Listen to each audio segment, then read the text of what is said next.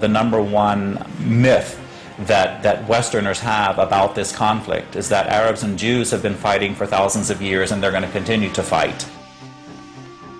This is really quite bizarre because all it takes is a little bit of reading of history to find out that this just isn't true. There is no congenital historical enmity between the Arabs and the Jews. The Jews flourished in the Arab world at a time when they were being persecuted throughout all of Europe. At the end of the 19th century, because of anti-Semitism in Europe, European Jews began to try and figure out a solution to the Jewish problem. A very small minority adhered to Zionism, the idea that the only place in which they could be safe is within a Jewish state. Zionist Jews actually had a design on the land of Palestine, the idea of creating a homeland for Jews in the land of Palestine. And this is really the beginning of the conflict.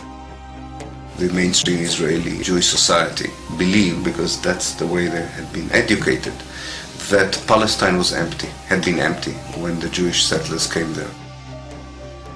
Who paid the price when they settled there? Is it really true that Israel was a land without a people for a people without a land? Palestine was not empty. It was a land populated by Arabs who had a high level of culture, high level of education. With farms and markets and towns and villages and roads and commerce and lots of interaction with the rest of the world. The population was overwhelmingly Arab.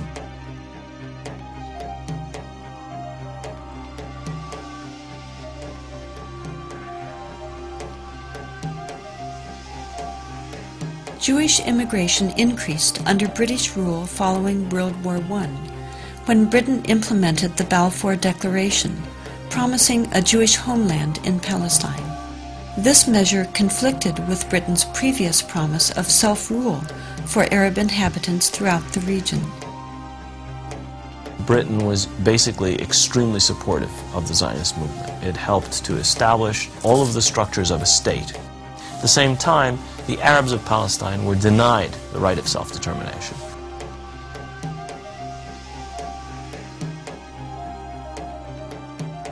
The Palestinians saw a European power decide the future of a non-European territory, in flat disregard of both their presence and wishes.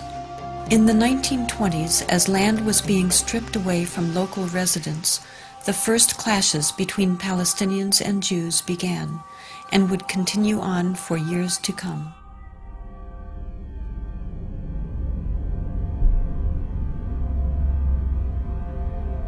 Until the early 1930s, the Jewish population of Palestine remained under 17%. Hitler's rise to power in Germany completely changed that. In just 5 years, 174,000 Jews flooded into Palestine, doubling their population.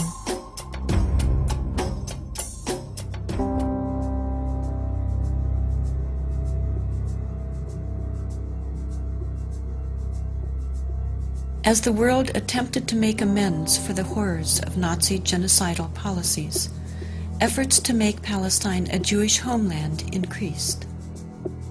The Palestinians, they were not the Nazis. They were not responsible for the Holocaust.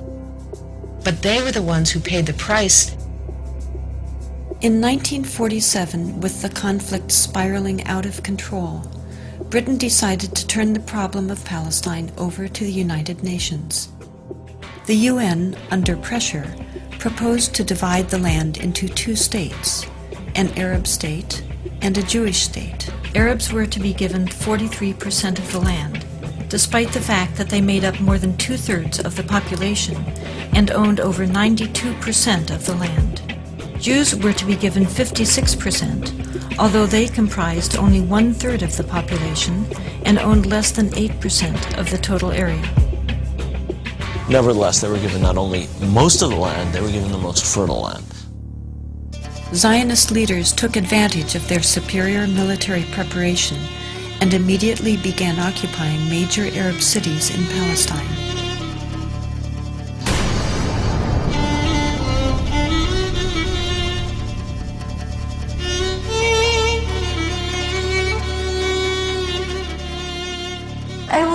among the people that conquered Akov.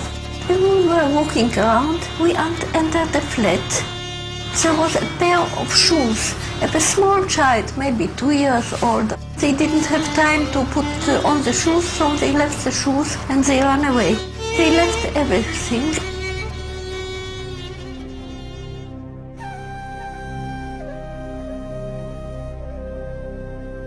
We found out that there was a systematic expulsion of Palestinians, and there was, as I said, there was an ethnic cleansing operation taking place. The most infamous campaign was the massacre at the village of Deir Yassin, where over 100 men, women, and children were systematically murdered. هذا البيت ما كان متخبين فيه أنا وولادي وأخويا موسى. مكاليت أنا معد أخوي موسى مشان نتونس بألق فيه هذا البيت. أجوا قالوا لما كنا بالبيت كنا مش كسر خبطنا الكنبلة وجينا صوبتنا وبنت الصوابت اللي مسحوا ولادي. وكان بعد ما راحت المراكة الحالة كانت كسروا الباب عليهم وطلعونا. بدهم يقتلوا أخوي مسدبة فيه على وجهها اللي يقتلوه. وتناولت 250 ليرة من عدة. وقلت يا خواجه بس مشان الله هالطالب مدرستي قلت ليش؟ قال لي كتير انت كويس هات المصاري وبعدين شو اخوتي الحنو شو تسوي فيه اخوتي الحنو اجراك يا ويلي هي زمتك على السلام فاتحني وضربت نعود حط لك الطمس زيت ويكون راسك فيه موسك الدواء حط لك 5 3 مليون تحت راسك.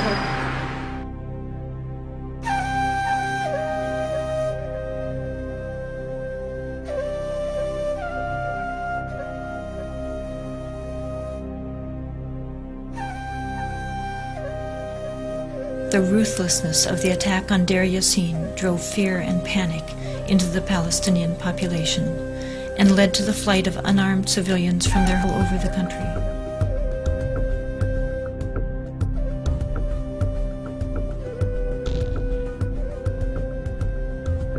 As a result, maybe 300 or so thousand Palestinians had already been expelled before the first Arab soldier entered Palestine.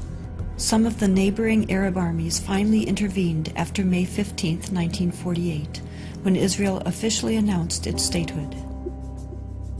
Although there was a lot of war rhetoric on the Arab side, very few soldiers, Arab soldiers, were sent into the battlefield. And actually, for most parts of the war, there was superiority on the side of the Israeli army.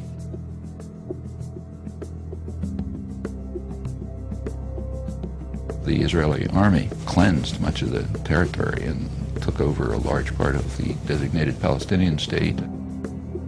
The new state of Israel encompassed 78% of the total land of Palestine. The West Bank came under Jordanian control and the Gaza Strip under Egyptian dominion. Although a truce was declared between Israel and the Arab states, true peace remained elusive, as over 700,000 Palestinian refugees languished in nearby camps, often in sight of homes to which they still held the deeds and a deep desire to return. Most of the deserted and evicted Palestinian villages were erased from upon the earth and were either turned into Jewish settlements or into fertile land. Of the 500 Palestinian villages in what became Israel in 1948, 400 were destroyed. These efforts to destroy the possibility of their returning home were countered by the United Nations, which continues to affirm their human right enshrined in international law and morality to return. A Palestinian who had lost her land or lost his land as the result of the creation of Israel in 1948 cannot come back even for a visit. I can go back to Israel as if I were returning and claim immediate citizenship, having no historic tie, speaking no Hebrew, knowing no one in the country, having no family who ever was there. All that one needs is being Jewish, a religious group like any other.